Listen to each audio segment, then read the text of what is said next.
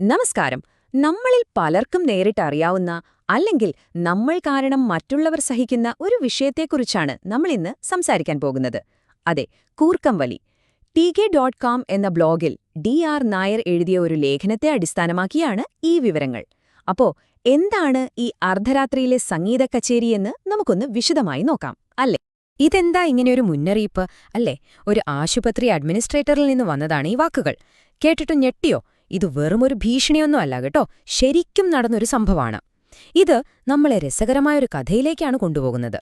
ലേഖകന്റെ ഒരു ബന്ധു ആശുപത്രിയിലായിരുന്നപ്പോൾ അദ്ദേഹത്തിന്റെ ഉച്ചത്തിലുള്ള കൂർക്കം വലി കാരണം കൂടെയുണ്ടായിരുന്ന രോഗിക്ക് ഉറങ്ങാനേ പറ്റിയില്ല. രസമെന്താണെന്ന് വെച്ചാൽ സ്വന്തം ഭാര്യയ്ക്ക് പോലും അതുവരെ അതൊരു പരാതിയായിരുന്നില്ല. പക്ഷെ ആശുപത്രിയിലെത്തിയപ്പോൾ അതൊരു വലിയ വിഷയമായി മാറി. ഇത് നമുക്ക് പലർക്കും റിലേറ്റ് ചെയ്യാൻ പറ്റുന്നൊരു കാര്യമല്ലേ? സത്യം പറഞ്ഞാലേ, ഈ കൂർക്കം വലി എന്ന് പറയുന്നത് ഒരു പക്ഷേ ലോകത്തിലെ ഏറ്റവും പോപ്പുലറായ ഒരു അർദ്ധരാത്രി സംഗീത കച്ചേരിയാണ്. നമ്മൾ മനുഷ്യർ മാത്രമല്ല, നായ്ക്കളും പന്നികളും വരെ ഈ കച്ചേരിയിൽ കൂടും കേട്ടോ. അപ്പോ എന്തുകൊണ്ടാണ് നമ്മൾ ഈ ശബ്ദമുണ്ടാക്കുന്നത്?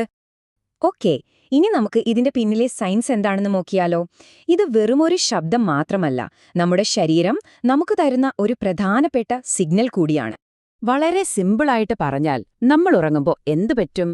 തൊണ്ടയിലെ മസിലൊക്കെ ഒന്ന് റിലാക്സ് ആകും. അപ്പോ ശ്വാസം പോകുന്ന വഴി കുറച്ചൊന്ന് ഇടുങ്ങും.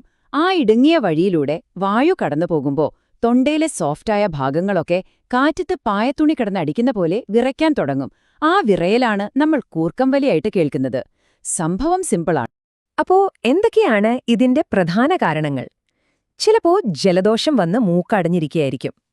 അല്ലെങ്കിൽ പിന്നെ ശരീരഭാരം കൂടുന്നത് ഒരു പ്രധാന കാരണമാണ്. അതുപോലെ പ്രായം കൂടുന്തോറും തൊണ്ടയിലെ മസിലുകൾക്ക് ബലം കുറയുന്നതും കൂർക്കം വലിക്ക് കാരണമാകാം. ഇവയൊക്കെയാണ് സാധാരണയായി കണ്ടുവരുന്ന ചില കാരണങ്ങൾ. അപ്പോ കൂർക്കം വലിയുടെ കാരണങ്ങളൊക്കെ നമുക്ക് മനസ്സിലായി. പക്ഷെ ഇത് വെറുമൊരു ശല്യം മാത്രമാണോ? അല്ല. ഇനി പറയാൻ പോകുന്ന കാര്യം നമ്മൾ ശരിക്കും ശ്രദ്ധിക്കണം.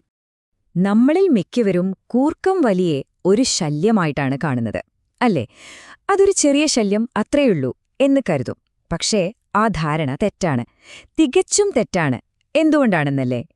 ഒന്നാമത്തെ കാര്യം, ഇത് നിങ്ങളുടെ സ്വന്തം ഉറക്കത്തിന്റെ ക്വാളിറ്റി കുറയ്ക്കും. അതുപോലെ തന്നെ കൂടെ കിടക്കുന്ന നിങ്ങളുടെ പാർട്ട്ണറുടെ സമാധാനവും ഉറപ്പായിട്ടും പോകും. പക്ഷെ ഇതിലും സീരിയസ് ആയ ഒരു വശം കൂടിയുണ്ട്.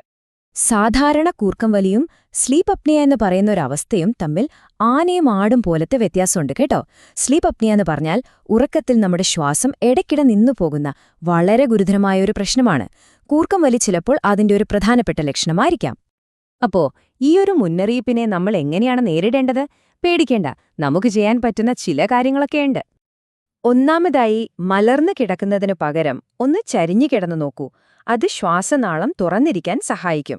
പിന്നെ തൊണ്ടയിലെ പേശികൾക്ക് ബലം കിട്ടാനുള്ള ചില വ്യായാമങ്ങളുണ്ട്.